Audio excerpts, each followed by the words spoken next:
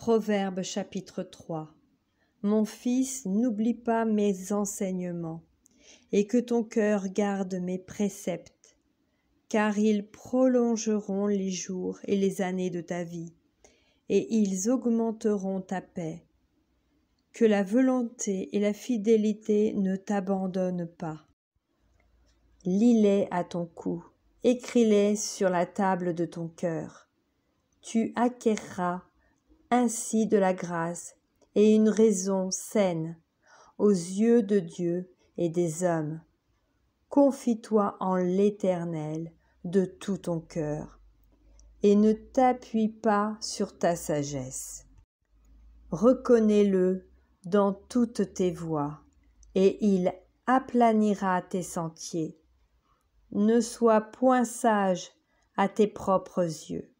Crains l'Éternel et détourne-toi du mal. Ce sera la santé pour tes muscles et un rafraîchissement pour tes os. Honore l'Éternel avec tes biens et avec les prémices de tout ton revenu. Alors tes greniers seront remplis d'abondance et tes cuves regorgeront de moût. Mon fils, ne méprise pas la correction de l'Éternel, et ne t'effraie point de ses châtiments, car l'Éternel châtie celui qu'il aime, comme un père l'enfant qu'il chérit. Heureux l'homme qui a trouvé la sagesse, et l'homme qui possède l'intelligence. Car le gain qu'elle procure est préférable à celui de l'argent, et le profit qu'on en tire vaut mieux que l'or. Elle est plus précieuse que les perles, a plus de valeur que tous les objets de prix. Dans sa droite est une longue vie, dans sa gauche la richesse et la gloire. Ses voies sont des voies agréables, et tous ses sentiers sont paisibles.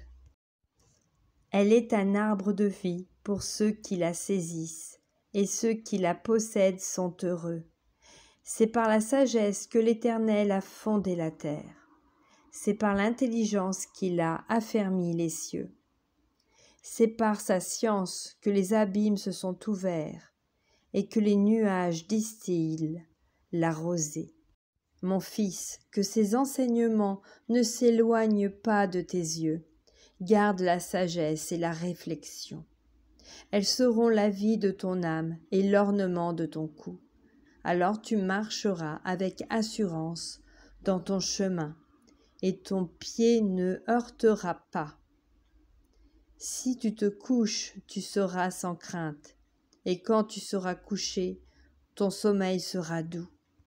Ne redoute ni une terreur soudaine, ni une attaque de la part des méchants, car l'Éternel sera ton assurance, et il préservera ton pied de toute embûche. Ne refuse pas un bienfait à celui qui y a droit. Quand tu as le pouvoir de l'accorder, ne dis pas à ton prochain « va et reviens ». Demain je donnerai, quand tu as de quoi donner. Ne médite pas le mal contre ton prochain lorsqu'il demeure tranquillement près de toi. Ne conteste pas sans motif avec quelqu'un lorsqu'il ne t'a point fait de mal. Ne porte pas envie à l'homme violent. Et ne choisis aucune de ses voies, car l'Éternel en a horreur, les hommes pervers. Mais il est un ami pour les hommes droits. La malédiction de l'Éternel est dans la maison du méchant, mais il bénit la demeure des justes. Il se moque des moqueurs, mais il fait grâce aux humbles.